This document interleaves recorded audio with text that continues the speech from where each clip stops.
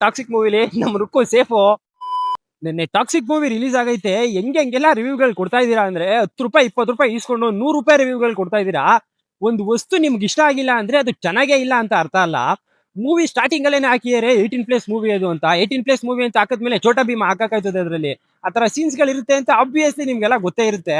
ಹೋಗಿದ್ ಬಂದ್ಮೇಲೆ ಆ ಮೂವಿ ಇದು ಈ ಮೂವಿ ಇದು ಅಂತ ನೆಗೆಟಿವ್ ಕಮೆಂಟ್ ಗಳನ್ನ ಹಾಕ್ಬೇಡಿ, ನೆಗೆಟಿವ್ ರಿವ್ಯೂಗಳನ್ನ ಕೊಡಬೇಡಿ.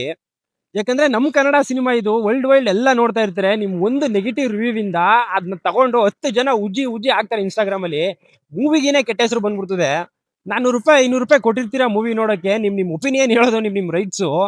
ಒಪಿನಿಯನ್ ಹೇಳೋದಕ್ಕೂ ರೀತಿ ನೀತಿ ಇರುತ್ತೆ. ಯಾವ ತರ ಹೇಳ್ಬೇಕು, ಮೀಡಿಯಾ ಮುಂದೆ ಇದೀವಿ, ಯಾವ ತರ ಮಾತಾಡ್ಬೇಕು ಎಲ್ಲಾನು ಯೋಚನೆ ಮಾಡಿ ಮಾತಾಡ್ಬೇಕು.